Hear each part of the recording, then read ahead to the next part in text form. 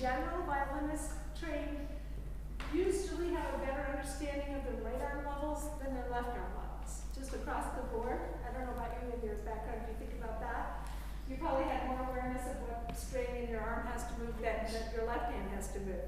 So I do a lot of left arm level work, and partly this is as a counteraction to Suzuki repertoire, because the Suzuki books are on the E string for so long, they don't go to lower strings, and so you have all these kids playing like this, and they just like think they're going to die if they have to go to the G string. So I do a lot of stuff on all 4 strings earlier, and to try to counteract that, because I kind of have to work in that environment. So I do a lot of stuff on the lower strings earlier than a lot of people do in those programs. But nonetheless, so tapping levels is just, you guys can all just try this. Tap all your fingers on your top string and then in your next string, and as you do this, the left arm changes levels. And you want to be sure that you're not like, but some kids are tight here, you will see your students doing this. I'll say, okay, now go to the next string, move your elbow, move your elbow, move your elbow, but they lock here and they don't move. So this is a good exercise for making sure that base knuckle is flexible and they're actually moving. Slurring levels is an exercise that, I mean, I didn't make that up. It's been in the lexicon for years, but I just like to do beginning levels of stuff I do with my advanced students and distill it down and expose them to the beginning level of it, you know, in the early levels. So slurring levels would just be this, that you just play 01, 01.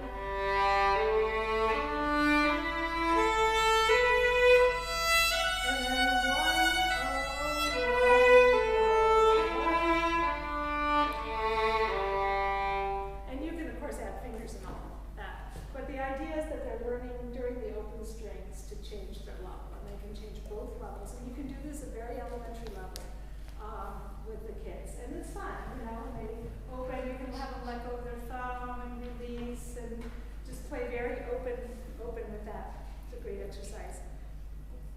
Then we're also developing shifting, and some of this we already talked about. So you're always wanting to do pre-shifting work from the beginning. So we've already talked about just being up here is pre-shifting, pinky plucks.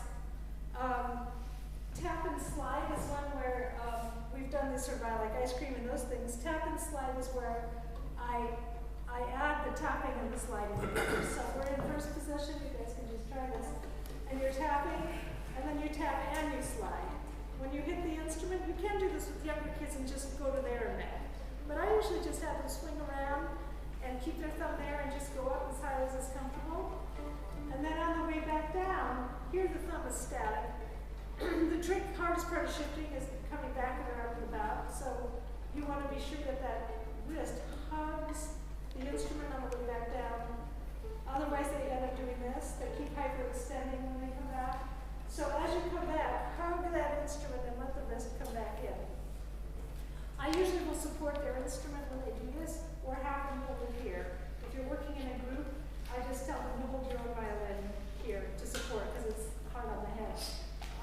But that's a good exercise. And for this part, I have them take the thumb off when they tap. You can actually be very tight. You can tap your fingers and squeeze. You can't move that way, but I have them actually, it's kind of like Pac-Man. The okay sign. I tell them that the thumb has to release when the fingers release in order for you to move. You can't go like that. That's very nice. Let the thumb go. That's a good exercise. The first time I do it, I just have their fingers be wherever.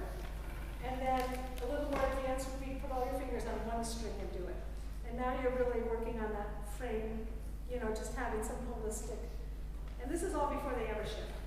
You know, they could be playing first position, fiddle tunes, and folk songs, and be doing these exercises. So I wouldn't do any shifting to them. I'm not going to have time for all this because I think we want to get to other things. Here's some just little exercises for preparing a low two. I will say one thing about introducing the low two finger pattern, and that is, if there's one thing to remember if you're teaching at that level, where they have high twos and then they're learning the low two, just my main rule is use an independent finger on descending full steps. So if you have ever had to block their fingers for any reason, all fingers down together, and you can't do that, you can kind of do that if you play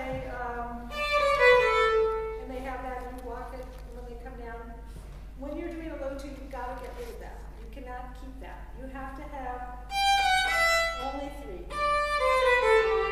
Only three before low two, only two before low one. Otherwise, I don't know if you have this problem, but we'll see this a lot with kids in the schools. They'll block with a high two, and then they'll and slide that two down and mess up their hand. Don't do that. Don't let them do that. Only three before low two. Independent finger before the second whole step, and that takes care of that. One of my favorite ways to work with that is actually this number 6. Just take like hot cross buns, and this is valuable in anything. You take a little tune that they know, or that you can teach that's so short they don't have to think about it too much, and do it in different patterns. So if they do it, and you want to now teach them only 3, you can play it here.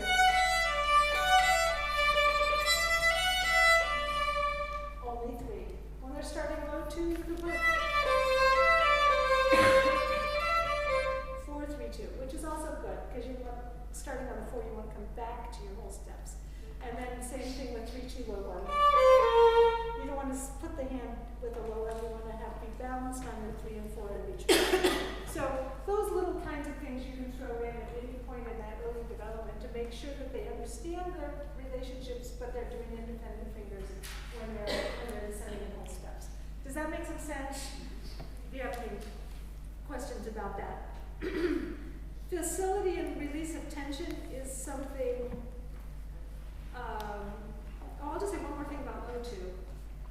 I guess you guys don't really use the Suzuki books here, right? So I don't really have to say this. It's just, the way low 2 is introduced to me is not good. It's like in a piece in G major. I always feel like low 2 should have some relationship to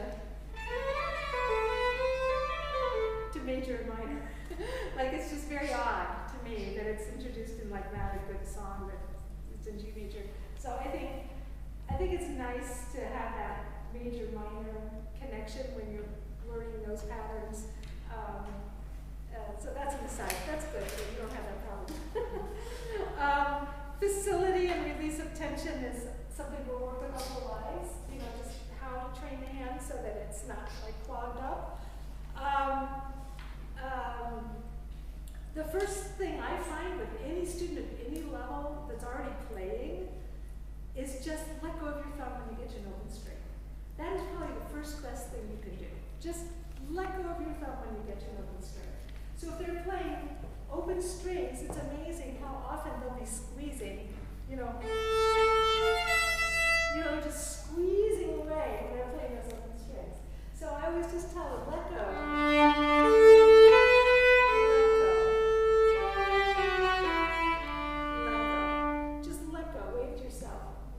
And so if you're working in groups, and I know a lot of you are, when you can't like walk around and touch every thumb and things like this. I mean, I would walk around, hopefully you are walking around, but that kind of thing. Let's play triple theme or just pick any tune that you know that'll help. And every time you get to an open string, wiggle your thumb. And you just walk around and check their patterns, and just get used to this, like let go of your thumb, or lift your head, or breathe, or do something when you get to an open string. Wiggle your shoulders. Just something you have to build in sense of relaxation. You can't tell kids to be relaxed. They don't know what it means. You can't really tell anybody to be relaxed. It's like an awareness. You have to help them become aware of what that feels like. Another one is just playing songs with fuzzy fingers. I mean, it sounds stupid and silly, but playing with fuzz tones is really valuable because they're squeezing and just letting go and releasing that hand. And it's fun. So if you're working with kids and behavior is an issue, sometimes you just want to have fun. Let half the group play fuzz and half the room real notes. Switch it around, play in duets like that. You can get a lot of mileage out of some of this if you're just having fun with them and it's creative and goofy, depending on your group. With other kids, if you're creative and goofy, you've lost them for the rest of the day. You want to do it at the end of class. But you have to be careful with that. But that can be very helpful. I have this great early level trill exercise that I use. It's actually, you can extend this into very advanced level work, but again, I took this exercise and made it easy for beginners. So why don't you guys stand up? I'll do this with you. We'll do it like Halloween fun. So weird not to have my violin. I didn't bring my own instrument. I was feeling like, this is not my normal feel. Okay, so just copy me, okay? I'll do 4 bows and you just play after me.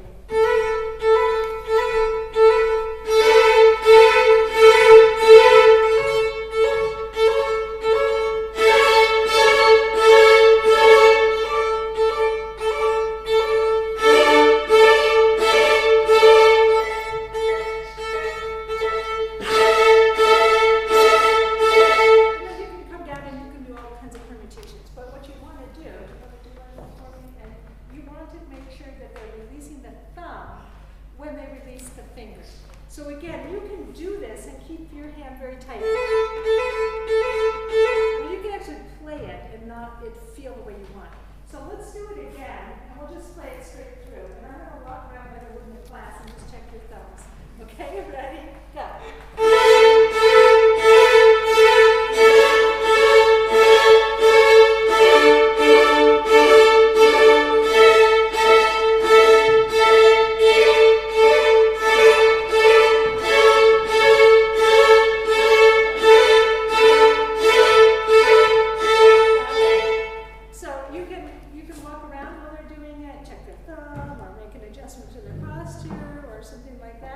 But it's the letting go that you want in the very, this is like they haven't even trilled yet.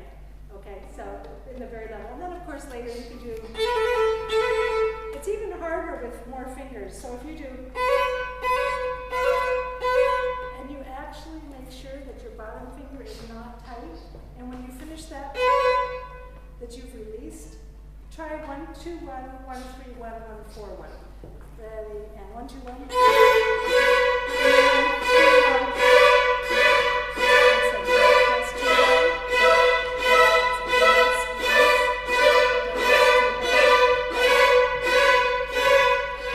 So that's really valuable.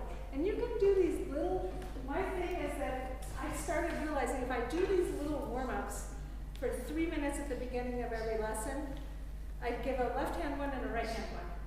And then they gradually have a list in their book, at the front of their book. It's like a table, left hand, right hand. And I just add them as I give them to them. And then always they have maybe a new one or a recent one. And on the weeks I don't have time, I go, oh, just pick 3 from every side of the list. You know, and just rotate and develop a battery of these things. And then as you notice things and you're playing, and they're playing, you might want to go, oh, let's go back and do that trill exercise. Or let's go back and do that trill exercise and add some notes. Or let's go back and do this. It can be very helpful. Pre-vibrato, this shadow, we're actually going to do a thing on vibrato later, but I'll just do this now and we'll skip this part later. Put your instruments down and everybody stand up for this one.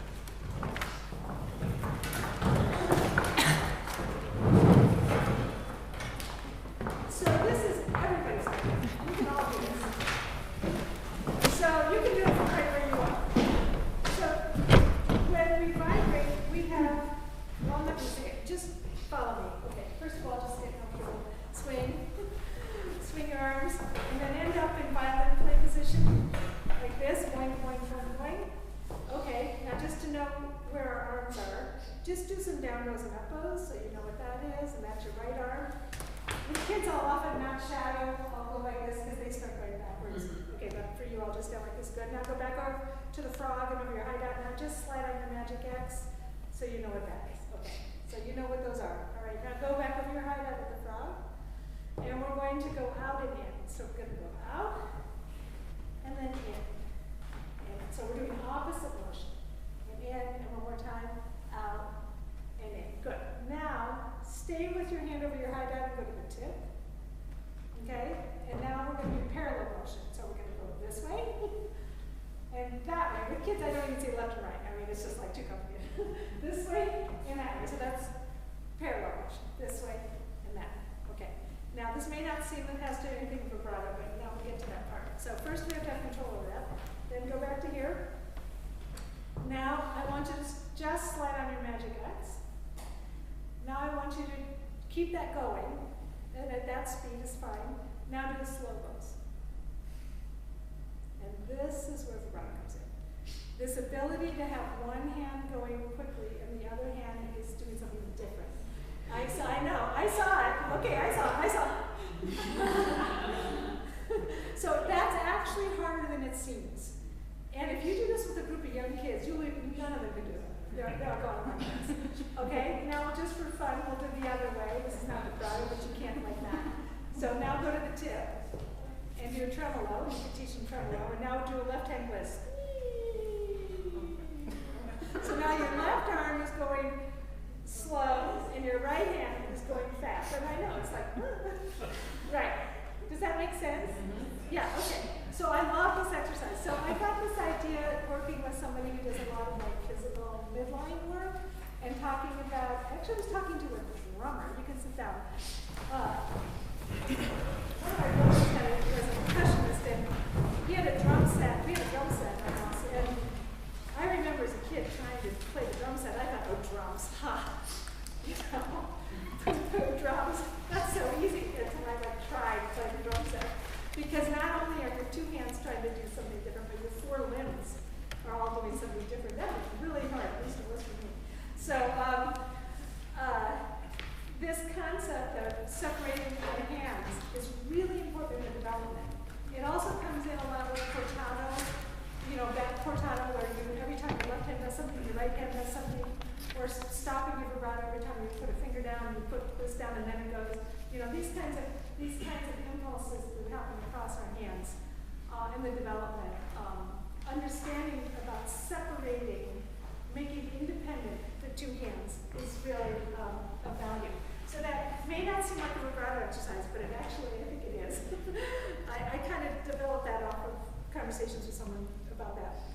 Another early one, this is all elementary level, is simply sliding on your magic axe or on the bass number while you play an open string. And again, I would do the shadowing first. And when you do this first time with kids, a lot of times they'll go like that because of that separation. So I would work on this before you introduce vibrato. They have to be able to do this and make it much easier. And then you can just take that into a song. Every time you get your open string, just release your, not only release your thumb, but also slide on your magic axe. So those are things that I do pre-vibrato in the very early elementary level. I'm not using that word, I'm not telling them they're going to vibrate. Everybody knows to prepare. Contact point and sounding point, whatever you call it, to find the spot, you know, where it sounds good. There's so many different ways people can think about this. An obvious one is just visual, but I think kids really have a hard time seeing that. And when you're teaching, you can see their bow and angle and parallel bridge. But if you think about it with this view, that is harder to see. And I think there is a visual aspect. You can say it's in the middle between here and here and all of that. But fundamentally, I think the sounding point is an oral physical relationship issue. And of course, we can open the arm and we can do all this stuff to try to get a straight bow. But I'm sure you've had it. I've had students that played the straight bow and it got awful sound. So it's like, you know, that's not necessarily the only thing you want. And part of the early level, I think, is like plucking and just seeing your string vibrate, or understand that when you do a martelade, the string has to vibrate. You can't kill the vibrations. I think the sounding point is the same way. So I do this thing called bridge pulls, very unimaginative title, where I just tell them, okay, we're going to start over the fingerboard, and you're going to pull to the bridge, and you're just going to listen to the sound change.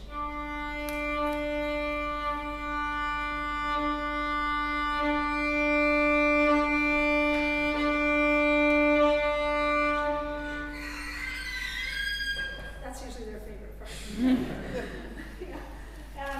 And it's, I think it's the quality of just experimenting with your instrument to figure out what goes on with it. And then I usually just say, okay, do it again, and you'll probably hear a place where it gets a little more open, maybe a little louder, maybe a little more vibrating, like the first, most beautiful sound, but don't squeeze or change anything. Just see if you can hear it.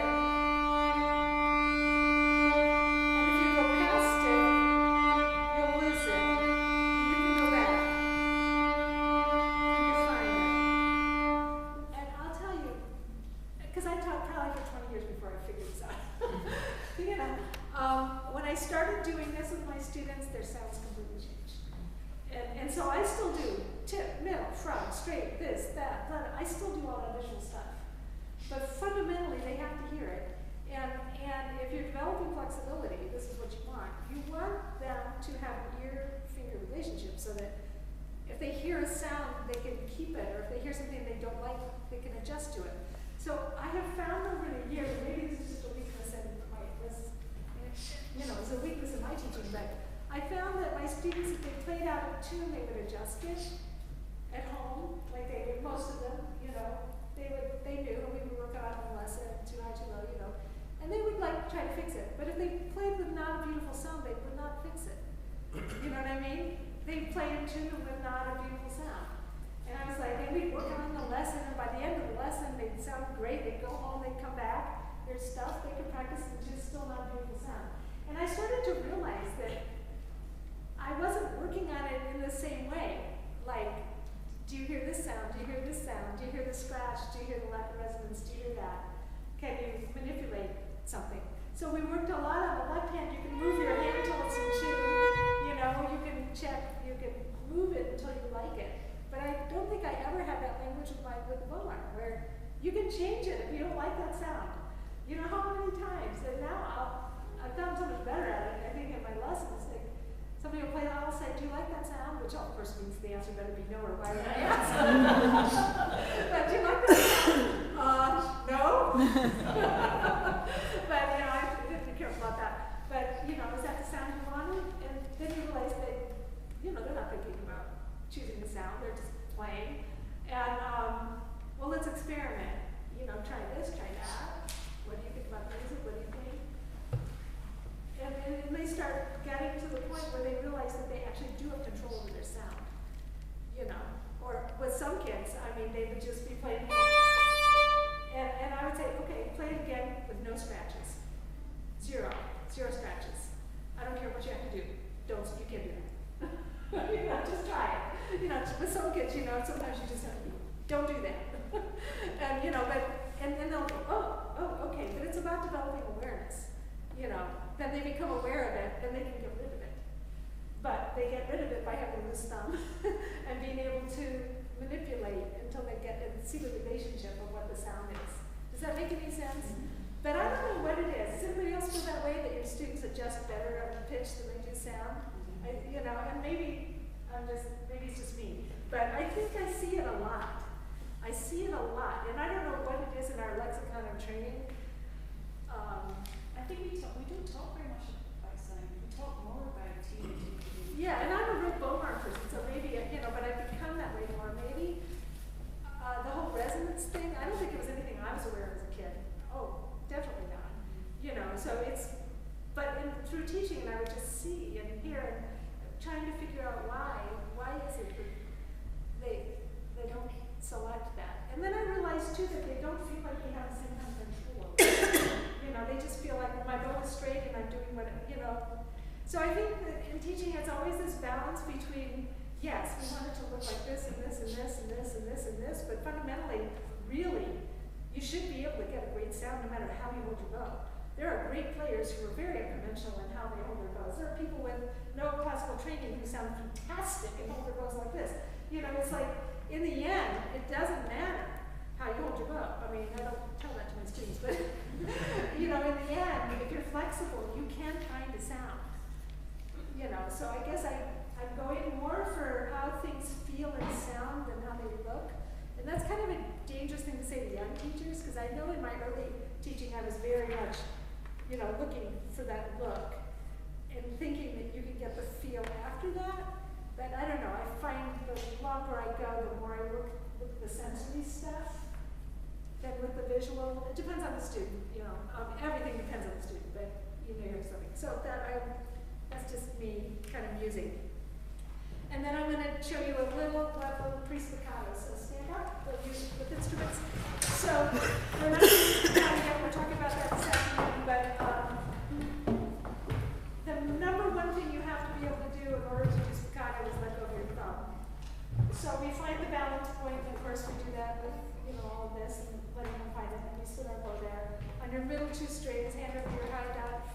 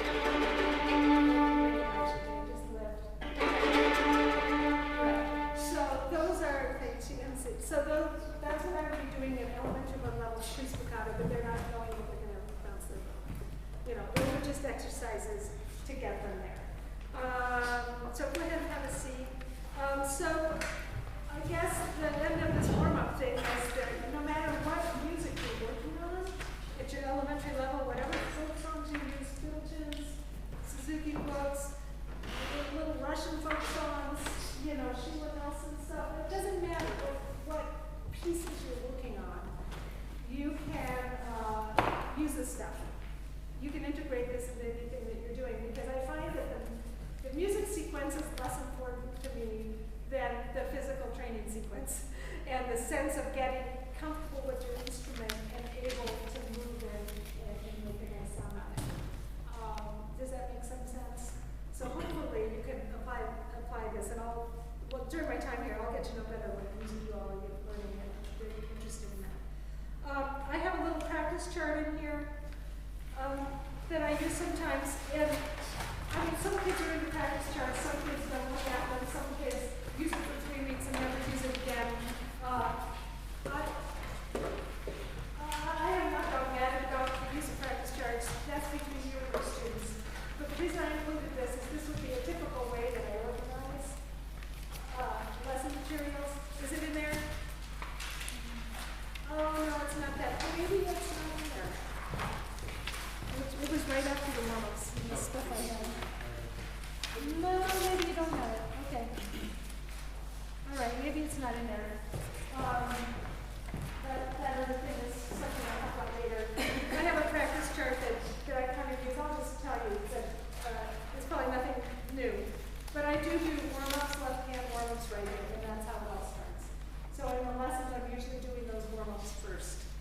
And then, because I want to just get them physically aware before we start doing anything else. Then we do, depending on their level, we do scales. Not always in this order. They have the music still working on. They have some kind of reading or etude or theory or something like that, depending on their age and level. Whether they're just learning to read or whether they're work hard etudes or crazy. You know, they have some kind of cognitive, skill, hardcore stuff like that. They have review repertoire that they're working on. They're laying the groundwork for new pieces. They might have group music or ensemble music. I always add that in here if they're playing in groups or orchestra or chamber music. I just add that on their list, because sometimes kids don't think you have to practice their quartet music or their orchestra music, so I just put it on there. And then I always leave anything you want at the end. That choice, your choice. And it's surprising, but I think a lot of kids are not, I don't know, some of them are just like they are maybe some parents do what's on the list, but this idea that you can just mess around on your instrument is like foreign to some people. I don't know. I see that a lot. They'll do, if you're lucky, they'll do this assignment. You want them to kind of mess around. Go pick out some songs, play something you want, pick out a tune you heard on TV, pick out, I don't care. Just figure out how to play Happy Birthday. I don't care. Go figure something out. Do something you want. Write a piece, I think there has to be some freedom for them to do stuff like that. Alrighty, now the next thing, oh my gosh, is shifting. Can you handle that? Do you need to stretch? You want to stretch? You want to just power on? Let's go on. Let's go on. Okay. And somebody just yell at me and want to take it. Alright, so the shifting sequence, is that in your thing? Okay, so the first part we've done a lot of it because we do the early stuff. These handouts, some of them are like from the beginning, but I put out the early stuff separately so you can see the sequence. We've done everything mostly there except maybe octave harmonics, which is just that kind of thing, getting them around the instrument of harmonics. Tap and slide, we did all this because we did the early stuff. Silent shifting in 3 steps is just a little exercise I do with them where we go up, within 3 we go up, around, extend, back, around, and down. And this is just a little exercise, and now this will be slightly more advanced because it's a little more thinking. I mean, I'm probably not doing this with 5-year-olds. Might be up, around, extend, back, around, down. And that's just mostly, honestly, the biggest reason I do this without the bow and without any sound is so that they can come back around like I've talked about here. So that's that. Then we'll do, let's have you guys stand up with your instruments. Then we'll do, let's just do one of those. Put your 3 on the string block, just like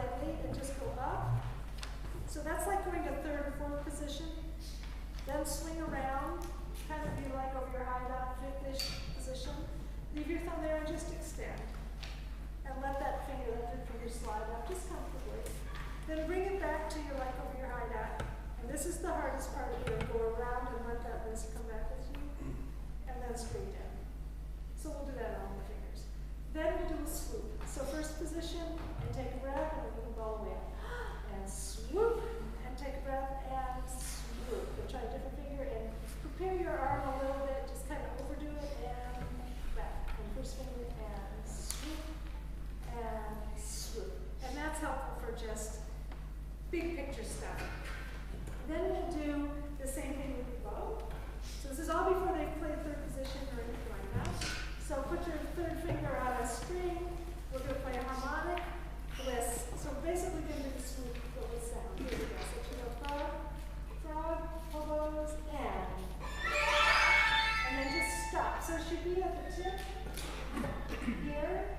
And now we're going to take a breath and swoop. Right.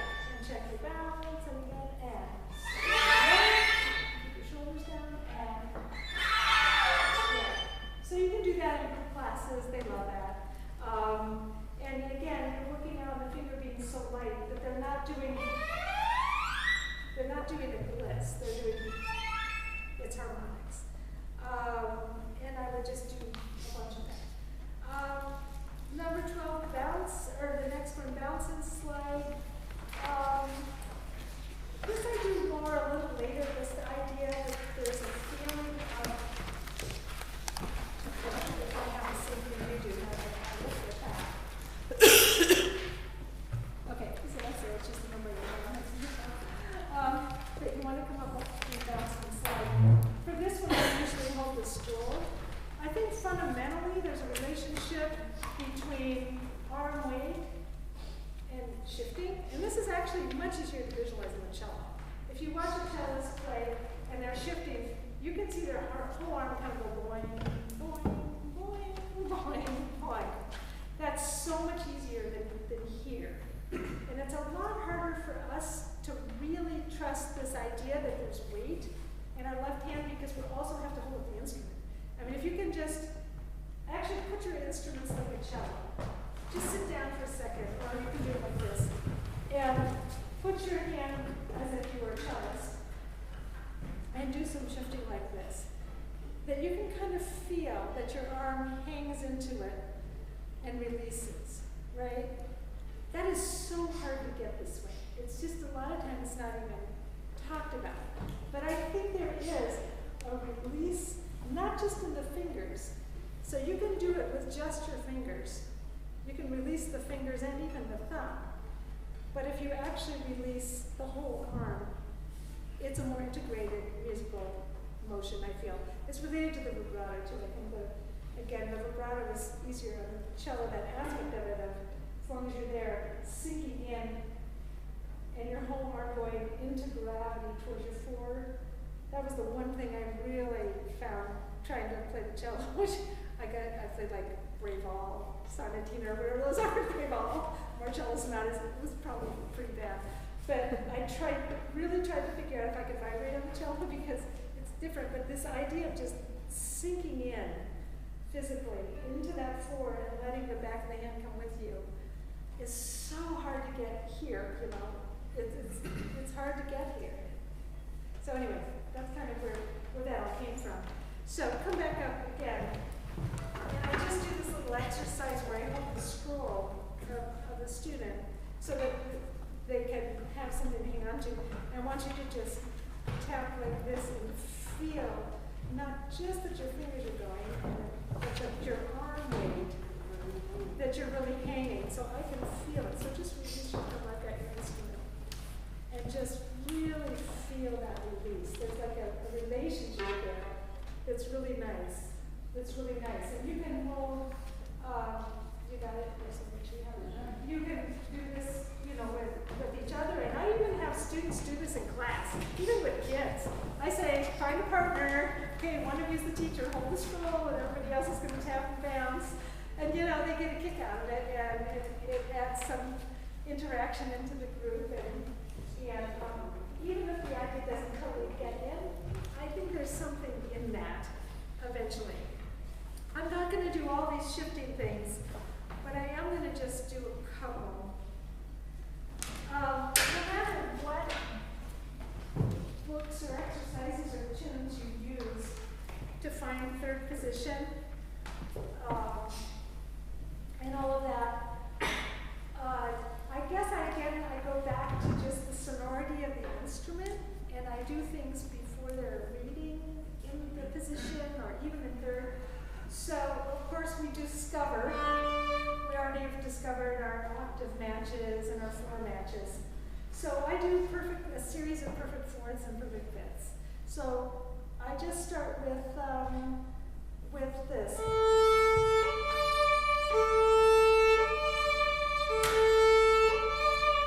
Where we just play 03, 01, 03, 01.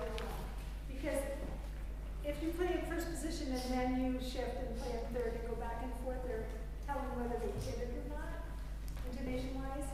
I also do a lot of open string with the 2.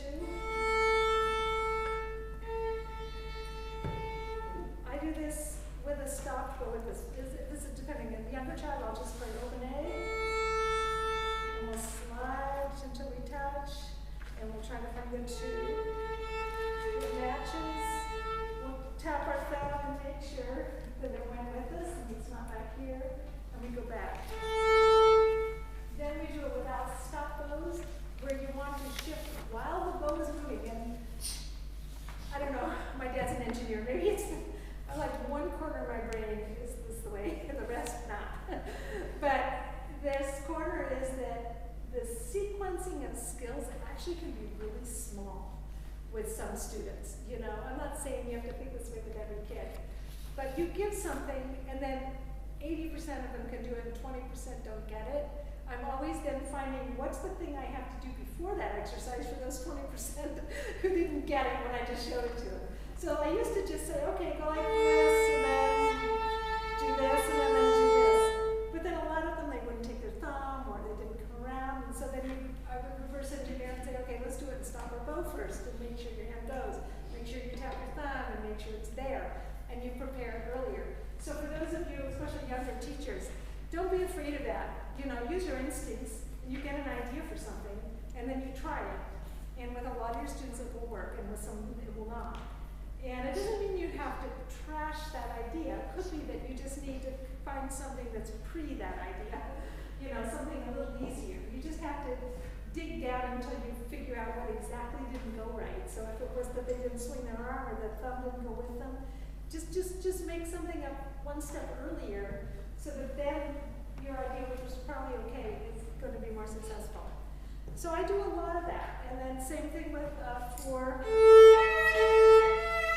sorry, not my violin. And sliding during the open strings. And a lot with harmonics, so that they're moving around. Then at a certain point, they will go into exercises and play scales in their position and play things to their position. We'll skip all of that. But I did want to show you one of my favorite exercises, matching harmonics. And I think it might be a picture. Do you guys have pink blocks in there? Look on the next page from that. Is there matching harmonics? Okay, you don't really have to look at that page, but see that page. This is one of my favorites. Okay, so I'll do it first and then you can do it. You can do it on different fingers. I'm actually going to use all of them first. So I'm going to play third finger. And on the fourth note, I travel and I match it. And then I travel and I match. So let's just do that. So start down low, hold on. So we go third finger.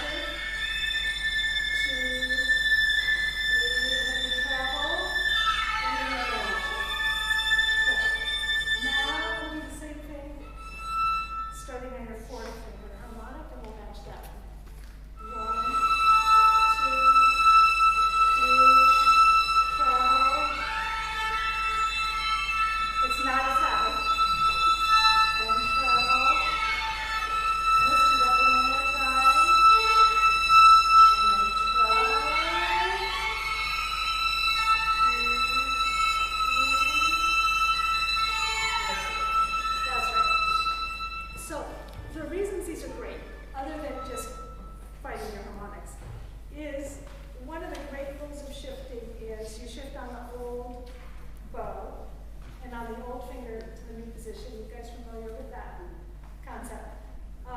So when you're dealing with harmonics instead of actual fingers that have to go down all the way, it's a really good time to work on the bow part of that. So a lot of times they'll do this.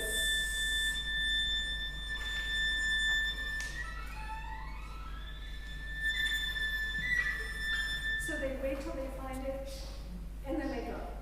And they also, if you notice what I did there, is I slow my bow down because I'm not sure, and then I'm there, and then I move my bow. So when you want to train shifting, you want the bow to not know you're shifting, right? You want the bow to stay strong. So what I do with this is I say your bow goes with the pulse. Your shift does not, you don't change the bow until you're ready for the note to be ready with the shift. The bow goes with the pulse. The shift has to figure it out. You know, your left hand has got to eventually figure out how to land them, but the bow has to go with the pulse. So, for instance, let's say I can't find it, but I tell them first, the bow doesn't change. So let's say I miss it. Okay, I learned from that, you know, I went too far, but I'm not going to change the bow. The bow is always with the pulse. 3, shift, land. Now, it takes a while before you can actually hit that at exactly the right time. And sometimes they'll shift really slow or really late or really fast, but what's really, really valuable is this idea that the left hand has to figure out how to time itself to land on the pulse, and that the bow goes with the pulse. Does that make sense? And then the other thing is, this is just valuable to understand how the strings work. A lot of even advanced players have no idea about their harmonics, you know. So if you just talk about the physics of it, you know, that's half your string. You cut the thing in half, it goes up an octave. Each side is symmetrical. So because I cut this half in half, and if I cut this half in half because they're symmetrical, I'll get the same one. So a lot of kids don't get that. They don't understand that about their harmonics. So then we practice just hitting them. So let's just do that. We're just going to hit it. Just find it. Just drop it where you think it is. And if it's not, it'll get there eventually. So just go. Octave. Hammer.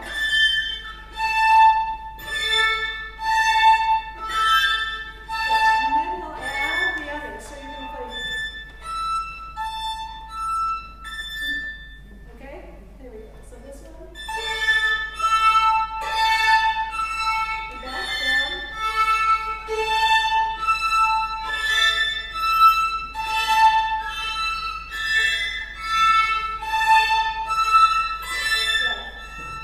So I actually do that with my kids, my young students. They find it fun. And then eventually they play all those, you know, Vinyavskis, and I just tell them it's always one of those two harmonics up there. Hardly ever.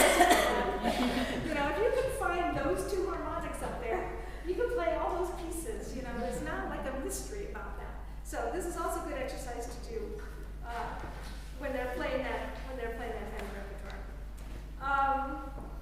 And then there's all kinds of, you know, exercises. I'll say one more thing about this type of line shifting. When you're doing this kind of thing, you know, these kinds of, I take this very seriously when I teach. I spend so much time on this. You know, I exaggerate. 90% of what's out of tune when we play later on is around shifts. It's almost always around shifts, and it's almost always around, frankly, descending shifts. So the more time you spend in the lessons with your students on the shifts and hearing every shift in tune, and the sooner they understand how to practice shifts, the sooner they can be independent about that, the better they're going to do. The faster things will move. You have to spend the time in the lesson. You have to hear every note in tune. You have to hear every shift. So when they're first doing this, now you can't spend a lot of time because their brains will be like out the window, but you have to do it often, like every week, but maybe just for 1 minute. So they do, release to our harmonics, slide till you think you hear it. You know, I want to hear all the groove.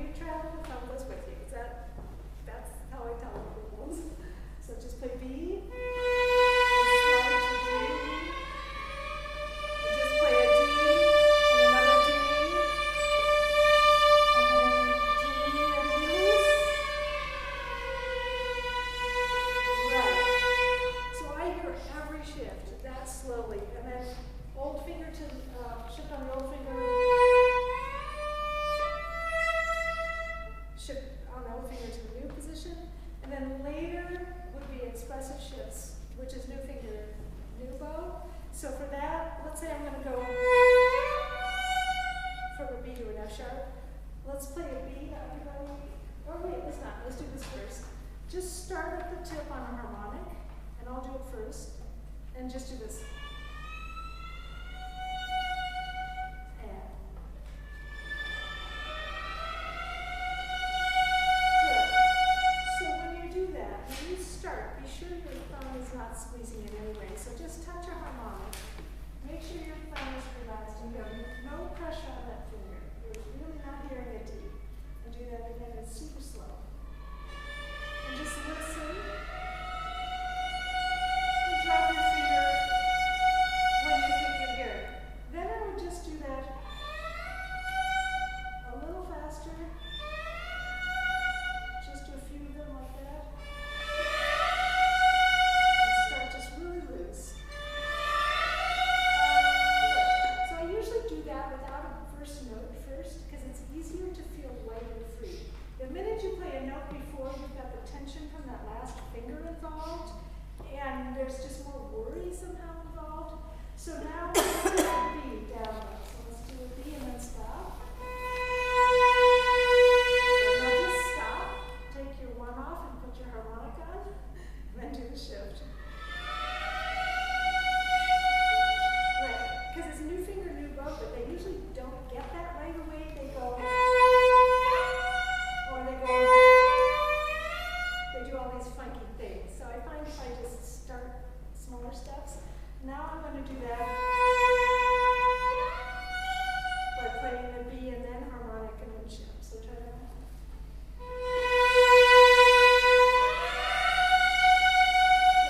And then obviously if you're doing this, it's probably listening a little more advanced. So then I'll talk about the synergy of the two hands, and they're probably vibrating now.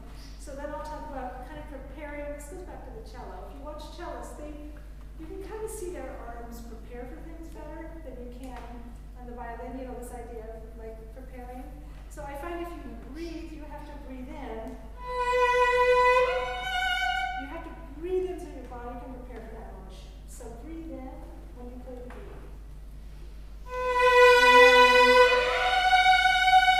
Right, so you want to integrate your breathing into practicing the shift. And it takes away the fear. I mean, were any of you ever fearful shifting growing up? Anybody? Yeah? No? Maybe? You know, there can be a lot of fear around shifting. So when you're teaching, thanks, you can sit down for a second. When you're teaching, one of the best things you can do is, I think, you know, give them something, an idea of something to do that seems kind of cool and interesting and fun and in a little way that they can mess with and do. They don't even have to know where they're going with it. And feel free to experiment and relax their arms and just try it again and not be worried and do all this high stuff, and they just aren't afraid. You know, they're just not afraid to play high, they're not afraid to get around, they're not afraid to try things. I think your attitude in the working is really important to their ability to feel like they can really listen and experiment and make things better rather than feeling overjudged that something is bad and they must not be doing well and they're not right, and then they get all tense and then they can't, you know, they can't play better if they're mentally anxious. So it's all wrapped up. I think that physical freedom, motion, try, it might not be in tune, try it again, your body will figure it out. Inner game of tennis stuff, you all read that book? Young teachers, if you haven't, read Inner Game of Tennis, that's great. And then I do a lot of, in the earlier levels, you know, little pattern work, precept to gate, something opus 8, and I actually do such opus 8 because my students actually like it. But I do a couple things before that to prepare them for the finger pattern and really know what they're doing on the fingerboard. I do a little thing called walking fingers. I don't think it's in there.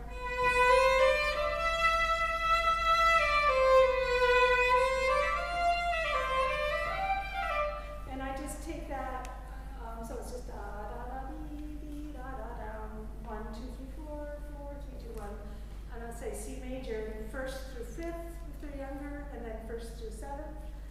And I do it in C major to make sure they know their theory, because you do run into kids who kind of play but don't know what they're doing, and you have to, you know, make sure you fill in those holes. So I make them do C major and right in those half steps between B and C it's a good way to check with more advanced students that come to you to find out what they do and they don't know, because they can fake you out big time, and you don't realize.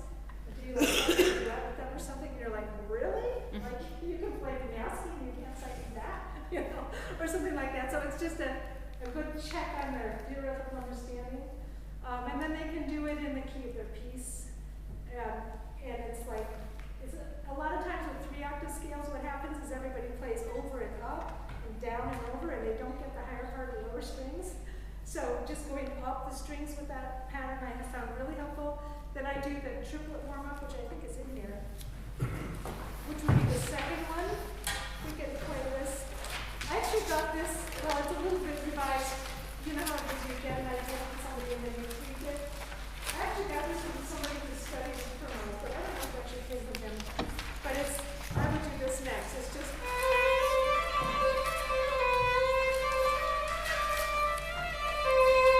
goes up like that. Is it in there? Yes. Yeah. So that's another thing I'll do, like after walking fingers, which I just said that I don't think I copied, which is easier. Then I'll do this, which is the same idea, but it's just a more complicated pattern going up the string. And then I'll do subject focusing. This subject focusing has a more complicated shifting. And what I found is that sometimes I would give that to a student that I thought was playing at a level for it, and then I would realize they don't really know what they're doing, and it, yeah, I had to backhand it. So I now get those two things before I start subject focusing, which has more complex shifting. And this is just basically the pattern.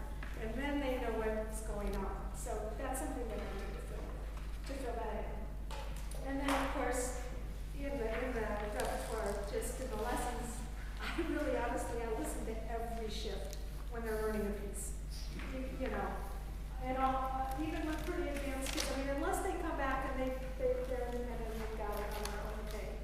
But if they're not, I go through every shift, because until they learn how to practice shifts, they won't really get independent when they're practicing. That's a real point. That's kind of like a big overview. Is there any questions about shifting or anything that didn't make sense or that you do need? Just a question related, but so would you always do first position and first and then? That's a really good question. I know that there are people out there trying to do first, second, third, fourth, fifth now and go up the instrument. Yeah. First of all, I haven't actually taught a student that way, so it might not be fair to say what I think about it. But I think there's a reason for first, third, and fifth, and I think it just has to do with the key of our instruments. You know, I think you're playing D major arpeggios, and that's just the way it, you know, I think that's just the way it came out of music. I think it comes out of our instrument and the keys that we normally play in, and it's in open strings. And I like third. I love second position, don't get me wrong. But I do teach first, third, but I'm doing a fifth, but I do second very early.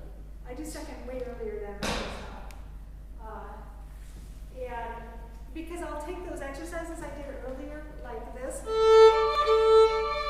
and I'll say, okay, now we'll do it in second position.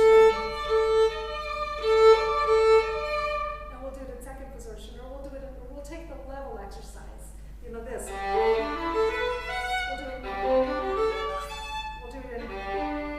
do it in fourth position. We'll do it in seventh position. And just on all those open, good sounding notes to get them like around.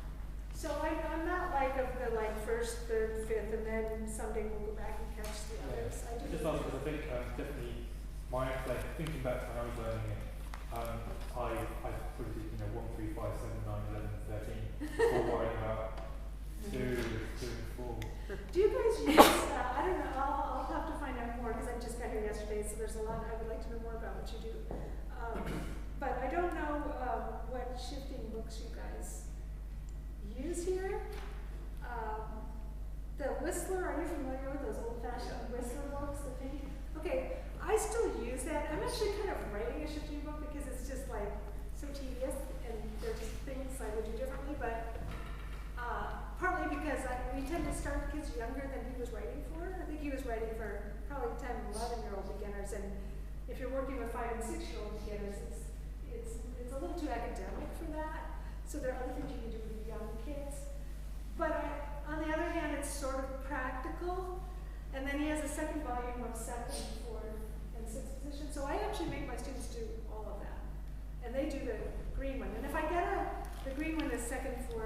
6th.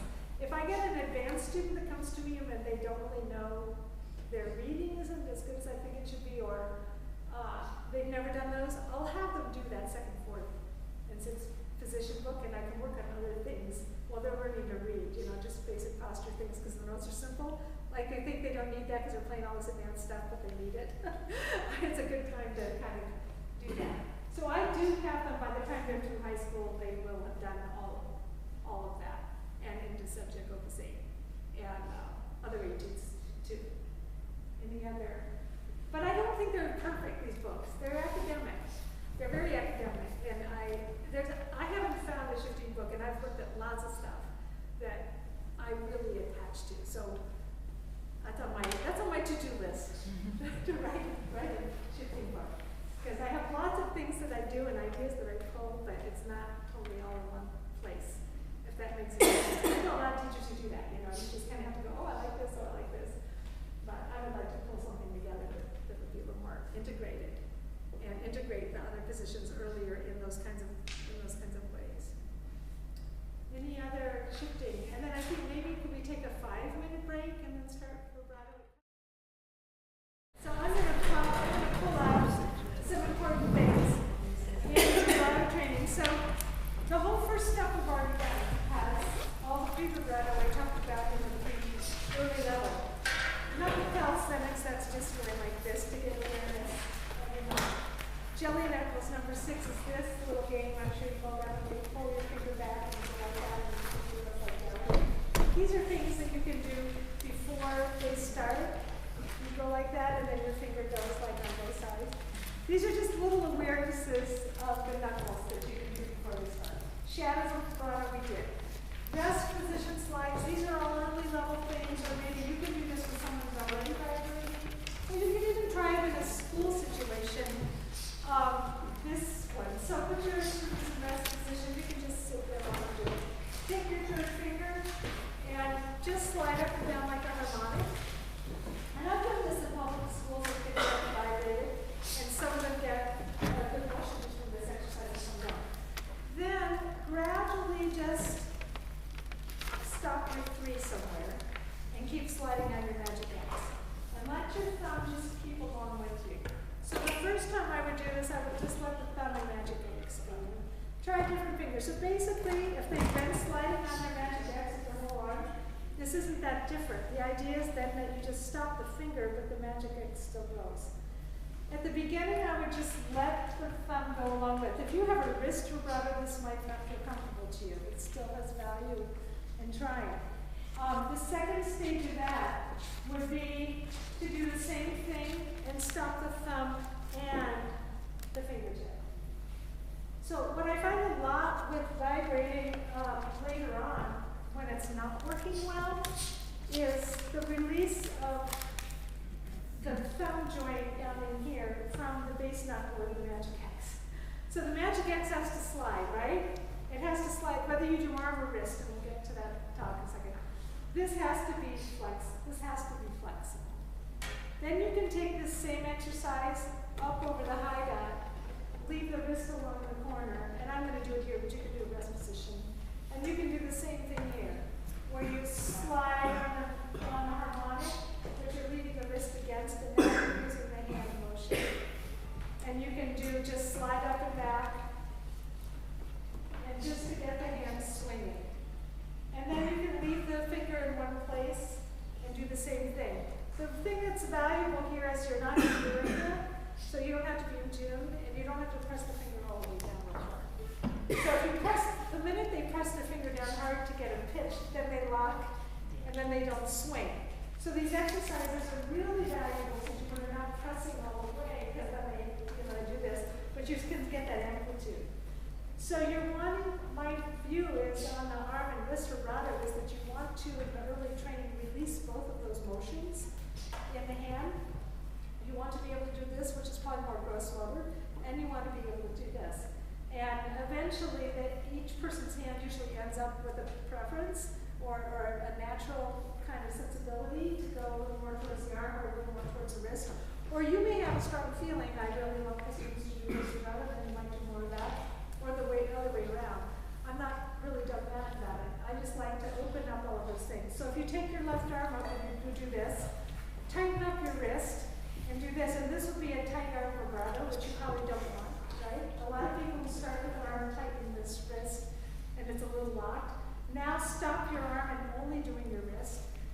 after a while, that may tighten your upper arm. So the way I view it as gross motor is that if you start from here and you let the wrist flop, that there's something in that that's a little bit of a combination. Now, you may have a little more arm and less wrist, or you may have more wrist and the arm is just kind of reactive. But in the end, you kind of want all of your motions to be free. So that exercise is helpful. Then the next one, you can all stand up and play with me on this one. I'll take that idea onto the instrument, and this will sound bad, okay? I'll just say, I'll do it first and we'll do it together. We're just going to do a harmonic bliss on a down and up. And then you're just going to stop somewhere with it. So we'll do it together. So we're going to do a down and up as a bliss, and a down and an up and stop on any note you want to vibrate. So this is an arm motion. So down bow, up bow, vibrate. Second finger, down, up, vibrate.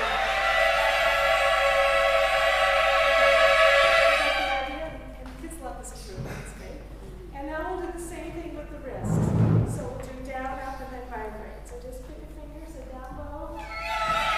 Harmonically. And now vibrate. Yeah. And of course you can do it on all the fingers and all that. But that actually, in groups and orchestra, you can do these exercises, and out of that over time, some kids will develop a lot. You know, you don't have the luxury of working with your hands and touching them in a big class, but it's also kind of fun and it sounds weird and they like it, you know, it just gets them going. Now comes the thing that you kind of do have to do with them. So let me just have one of you, I need a volunteer for this. Just, can I have one of you come up and volunteer for this? Because I know this. Sure, come on. So you guys can have a seat. This is really where most of my work comes with the younger students who haven't vibrated yet. So can you just put your instrument out? And sorry, my hands are like freezing. So I apologize. So just do not yes. Okay, so can we play the theme? So just start on open A, and you have to pretend you remember that. Okay, so I'm just going to mess around and you just play slow. This is play. And then don't vibrate, just put your hand down. Now we go a little slower, so just play it.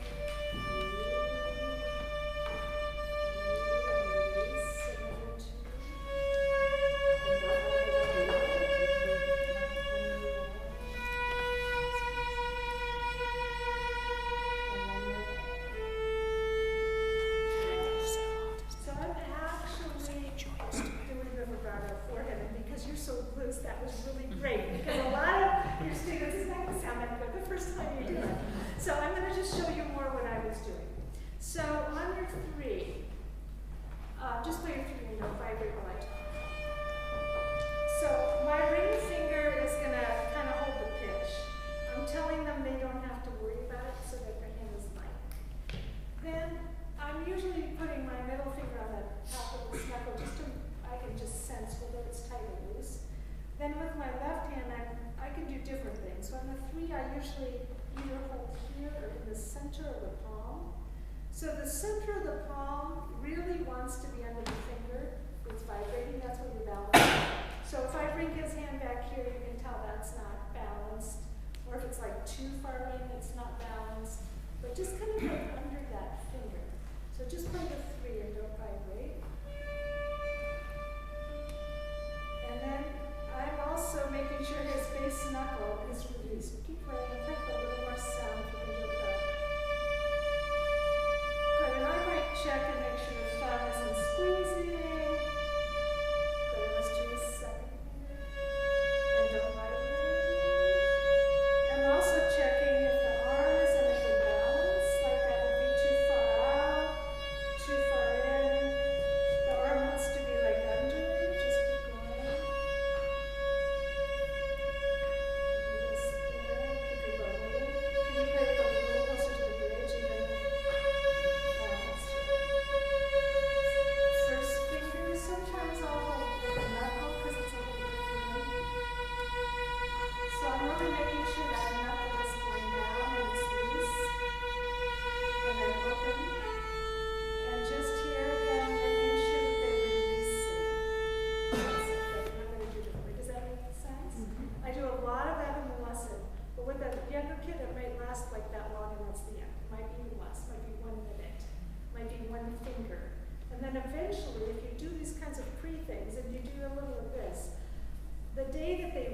to do something, something halfway decent is in their hand.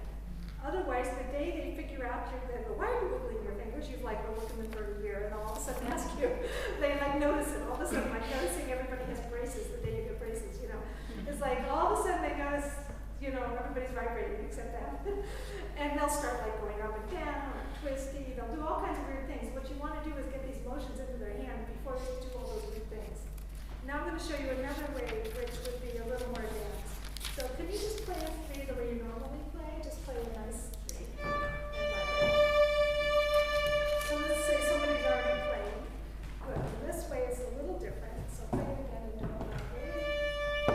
And find a little more sound in the bow.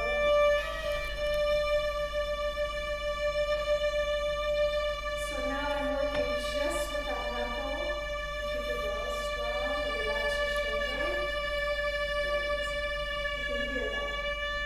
Good. And then vibrate again. And go ahead and just let it swing a little lighter.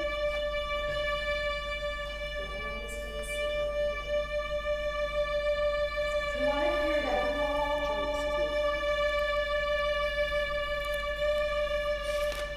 That's right. And again. Do you hear the difference? Yeah.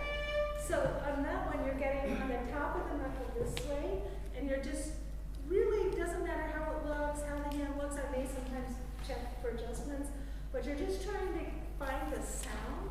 And it doesn't mean that they're going to actually be able to go and do that. But they're going to hear it. And you're going to mess with it. Thank you. Bravo. Yes, it does. Matter of fact, the first time anybody did that with me was actually Starker. So here's my story. So I was a viola major at that time, and I was doing a series of concerts with one of his cello students. And we were playing piston or hit with one of those viola duets. And we were having, I would go to her lessons, in coaching as a Starker. And we played something, and I remember it was an F sharp, it was third finger, third position, F sharp. I was playing like there's something intense. And I must have made a face, okay, back before I learned to be less judgmental. And Starker stopped us, and he said to me, why are you making the face? What, you know, why are you making the face? And I just said, I cannot find the sound I want on that note. I can't find the sound. And he said, wow, Rebecca, that's because your hand is not perfectly balanced. As if like, oh, of course. You know, I was probably 19. The words, no. But then he came up to me and he put his hand around my hand, exactly kind of like what I just did with you. And I can still feel it. I have to tell you, I can still feel it in my hand. He came up to me, and I was probably slightly hyperextended in my playing at that time. And he pulled my wrist in, he went like this, and he shook my hand while I vibrated. And it completely changed my sound. And I was just like, oh my gosh. And so it's what he said to me was, at that time, what I just said was, the center of your palm has to be balanced, you know, to the finger you're vibrating on. And that is something violinists don't talk about. Is that typical in the cello? Okay, so this is one of those things with a language in the cello. I guess when you watch a cellist and they vibrate at 4, they roll, that roll is maybe not the right word, but they change their balance along. Do you think of it as rolling? Or rotating? So you're rotating so the center of your balance goes towards the 4. And on the violin and viola, I think we tend to, maybe especially the violin, we tend to sort of think that that 1 is always just back where it is. You know, and have less of a feeling of freedom that you can actually let the rest of your hand come in towards, because it's not that much space. But that was really transformative to me in my own playing. And of course, I wished I could go back and knock on his door. Can you just like do that again? So I could just like really get it, right? So I spent a lot of time thinking about that. And then when I did Pep Pleasure with Mimi, which was later, she does this wiggling of the fingers. She doesn't hold it in the hand there. She does just the top way that I showed you, which I think works best for older students. But I think for the grounding training, I like holding here and here and getting the sort of relationship to the whole hand. With young kids, when you go from the top, sometimes they're not like integrated quite. So I've experimented with different ways of doing that, and then with different students, it's a different feel and all of that. But I think it's one of the most valuable things that you can do. Now that's a harder thing to do in a group class, but I've done it where I just say, okay, we're gonna pick any slow song, and I'm just gonna walk around the room and wiggle your finger a little bit. You can sneak that kind of stuff in, but that can take a really long time. Let's see. Okay, so and then there's the measured wiggles, which I think I'm not even going to talk about. We should probably all do these kinds of things. Okay, so I'm not going to go through all of that, but I will just say one thing. I don't do it until this point. I do not do that as a way to teach vibrato. I do it as a way to just make sure there's organization in the vibrato that's already there. I wouldn't start from nothing and do that, because they tend to be tight and it's not really a beautiful sound and it doesn't really become a vibrato. I do it more of just to make sure that the motions are there and they're not crooked and they're even, and it does play into the development, but I don't use those as long or as much as some people might think. I do want to say a couple words though about some later things. If you switch to where it says fingers as hammers, might be on page 10, I don't know. That's what I think. If you have a student who already vibrates, no matter what kind of vibrato they have, this is one of my favorite things. Okay, you guys can stand up with this very fast. Stand up. You play a 1 octave, E major 1 octave, 2 in a row march away, bounce finger. That means that when you stop the bow,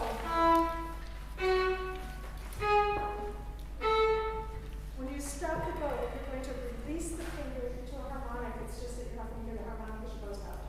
And you're also going to relax your thumb. Okay, so that's the first thing. 1 octave, here you go.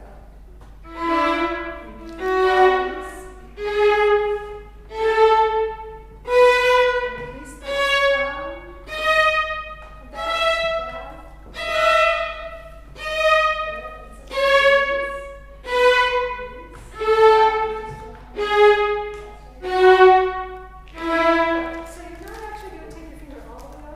You're just going to take it,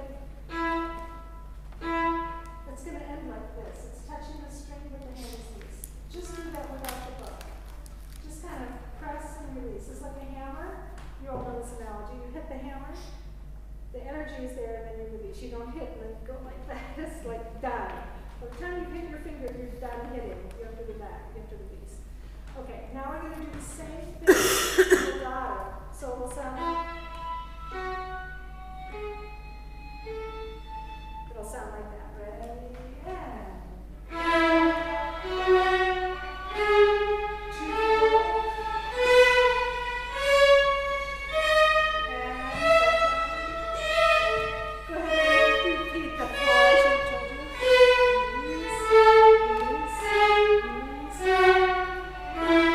So what we're doing is we're learning to release our finger, right? After the initial hit. Now, all of you pretty much did this, which is fine because I didn't tell you not to. We all did this. So your bows also did that. That's okay, because that's what our hands want to do. We want to be symmetrical, right? But as an aside, as an anti-crotado exercise, going back to the midline thing, do this with your left hand and this with your right hand.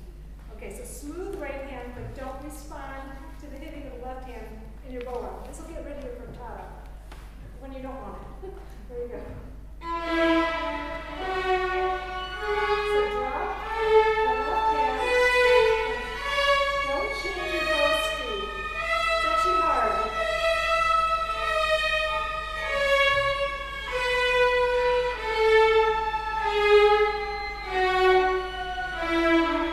It's actually really hard. Okay, now we're going to do the same thing and we're going to vibrate.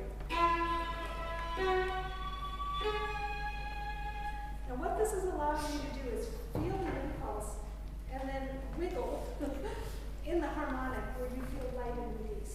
Try that. And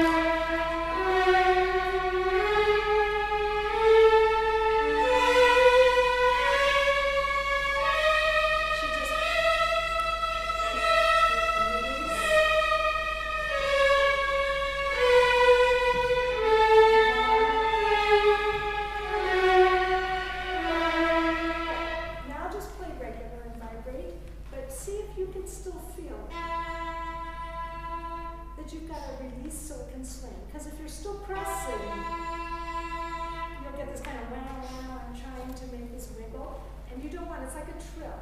You go, and out it comes eventually, right? So once you hit, release, release, so it can swing. Ready,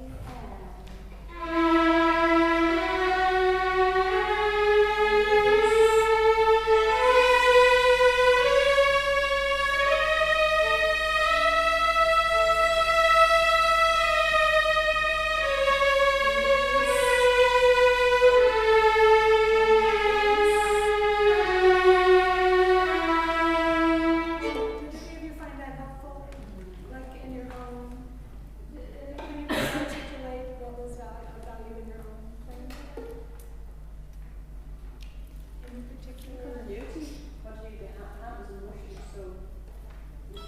this actually will also help with continuous vibrato. This idea that it's going immediately once the finger is going down, you're not sitting on it and then going. It's actually going to help with that. Anything else that was particularly about doing that? Just the To release the tension, you know. Yeah, you're aware of trying to release the tension instead of trying to let go. Like vibrato can be so tight. But I think this idea of the release of the hammer is really valuable. And so that's like a sequence that I kind of over years of playing around with different things have come to. And this, you can do this with any student who's already vibrating, and it will improve their vibrato immediately. You know, it doesn't matter what angle or wrist or arm hand, if it's a little looser, then you can do other things with it after that. If you want to change the angle of the hand, or you want to add more wrist or less wrist, or whatever you want to do. First you have to loosen the hand. You can't really change stuff when it's tight. So that's really valuable to do. And I think we have to go to lunch.